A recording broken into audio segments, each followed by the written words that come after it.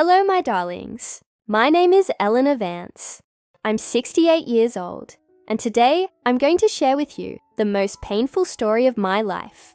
But before I begin, I'd like to ask you to please like this video, subscribe to the channel, and comment where you're watching from. It helps me so much to continue sharing my stories with more people. Are you comfortable? Have you got your coffee or tea? Then, let's begin. I was born in 1957 in a small town in the heart of Georgia, a place where everyone knew each other by name. My childhood was simple but filled with love. It was just me, my father Joseph, my mother Rose, and my 3 siblings. My mother was always a beautiful woman, the kind who turned heads wherever she went. Even with 4 children, she maintained a sense of vanity that was admired by all the women in our small community. My father passed away when I was just 18, a victim of a sudden heart attack that left our family completely adrift. It was during this difficult time that I met William. He had come to our town to work at the local bank, a 23-year-old man, handsome, well-mannered, with that big city charm that easily captivated a small-town girl like me. I remember as if it were yesterday, the day he walked into the fabric store where I worked. He said he needed to buy a gift for his mother. We talked for almost an hour, and before leaving, he invited me for an ice cream sundae after church on Sunday. It was a whirlwind romance. Within 6 months we were engaged, and after a year, we were married. My mother seemed so happy about my marriage that she involved herself in every single detail. Now, I understand there might have been other reasons for such enthusiasm. For the first few years, we were incredibly happy. We built our home brick by brick with much sacrifice. William climbed the ranks at the bank, eventually becoming branch manager. We were blessed with 2 wonderful children, Christopher and Amelia. My mother, who had been widowed young, was always a constant presence in our home. "You're so lucky to have such a helpful mother," my friends would say. I believed that with all my heart. In the beginning, there were small signs that I chose to ignore. William started working late at the bank several times a week. When he came home, he would take a shower before even greeting me properly. My mother began to appear, always impeccably dressed, with new perfumes she claimed were gifts from a friend in Atlanta. At family gatherings, I noticed glances that lasted a moment too long, seemingly innocent touches that unsettled me for reasons I couldn't quite name. We celebrated our 25th wedding anniversary with a big party. It was on that day that my world began to crumble, although I wouldn't discover it until 5 years later. I have a photo from that day, me in the middle, William on my right, my mother on my left, all 3 of us smiling. Today, I see in their eyes a shared secret that completely excluded me. By our 30th year of marriage, I was 53, William was 58, and my mother was 75. Despite her age, she maintained that striking vanity. On that particular April afternoon, I came home earlier than expected from my daughter's house. I had gone to help with her newborn, my first grandchild, but Amelia insisted she had everything under control and that I should get some rest.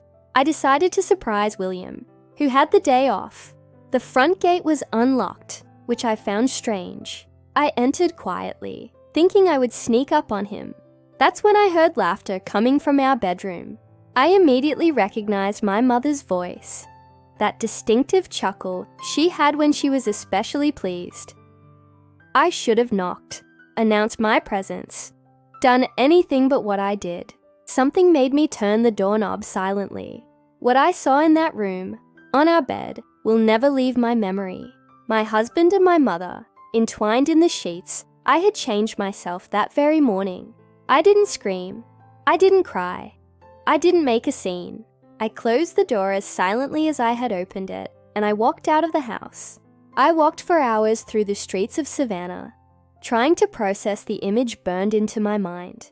When I returned home, they were in the living room, watching television as if nothing had happened.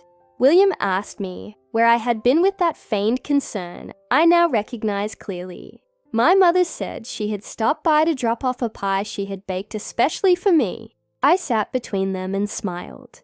It was in that moment I decided they would pay dearly for every minute of humiliation they had made me endure. The following weeks were a test of my sanity. I continued to treat them both normally, perhaps even with more affection than before. I watched their every move, every exchange glance when they thought I wasn't looking.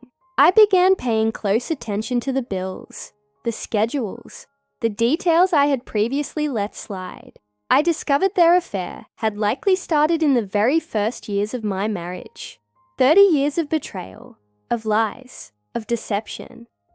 One afternoon, while tidying William's home office, something I rarely did, I found a bundle of old letters stored in a cigar box at the back of a drawer. They were letters from my mother to him, dated just a few months after our wedding. The content was too explicit to repeat here, but it made it clear their relationship began almost concurrently with my marriage. That's when my plan was born. It wouldn't be an impulsive act of rage. It would be something calculated, cold, something that would hurt them exactly, where it would damage them most, in front of the very community that respected them so much. I started by suggesting to William that we should renew our wedding vows to celebrate our 30 years together. He hesitated at first, but I insisted so much he finally agreed. My mother, of course, immediately offered to help with all the preparations. It will be the most beautiful party this town has ever seen, she promised, unknowingly helping to prepare her own public humiliation. For 6 months, I planned every detail of that party. I invited everyone in town, friends, family, co-workers, neighbors. No one could miss it. I hired the best caterer, arranged for impeccable decorations, and booked a live band. I spent a small fortune, but I knew every cent would be worth it. Meanwhile, I began moving the pieces of my other plan. I opened a secret bank account and began transferring small amounts from our joint savings. Money I had also helped earn over the years, working first as a teacher and later as principal of the town's elementary school. I discreetly sold some jewelry I had acquired over time, including gifts William had given me on our anniversaries, probably motivated by guilt. I also began casually talking to William about the importance of securing our future. I suggested we could expand the small farm we had inherited from his parents and turn it into a family business. He loved the idea, especially when I mentioned we could build a smaller house there for our retirement. So, it can be just the two of us, I said, holding his hands and looking into his deceitful eyes. With the help of my son, who is a lawyer, but without revealing my true intentions, of course. I prepared all the necessary documents to transfer the farm exclusively into my name. I told William it was just a formality, a matter of organization for the future business. He signed all the papers without even reading them properly, trusting me blindly. The irony was not lost on me. All the while, the vow renewal ceremony approached. My mother and William were completely absorbed in the preparations, thinking I was too busy with other details to notice the moments they stole together. I smiled, pretended not to see, and continued with my plan. A week before the party, I hired a friend's nephew who worked in video production. I asked him to prepare a slideshow of our life together, using family photos and videos. I want to surprise my husband with memories from our 30-year union, I explained. I gave him a carefully selected set of happy photos and videos, moments that seemed to portray a perfect marriage.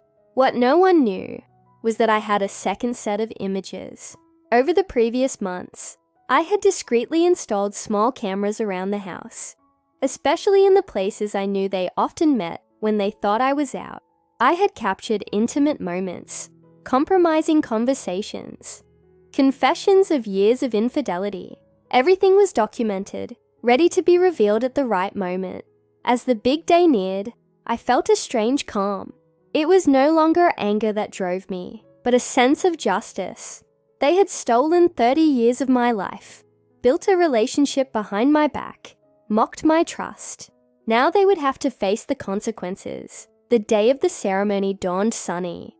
As if the heavens themselves were conspiring in my favor, I wore a navy blue dress, elegant and sophisticated, that I had bought secretly weeks before.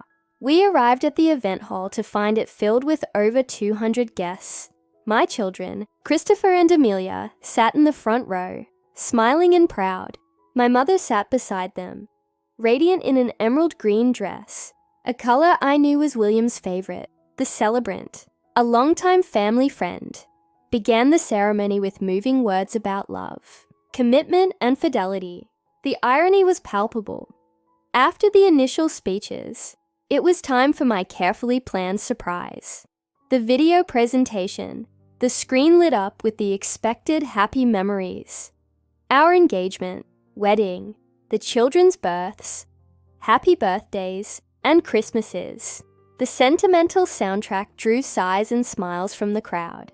William relaxed visibly beside me. Then, after exactly 7 minutes, the screen went black for a few seconds. When the image returned, it was no longer family photos. It was the first of the evidences I had collected. A clear recording of William and my mother in our own study, in a moment of intimacy that left no doubt about the nature of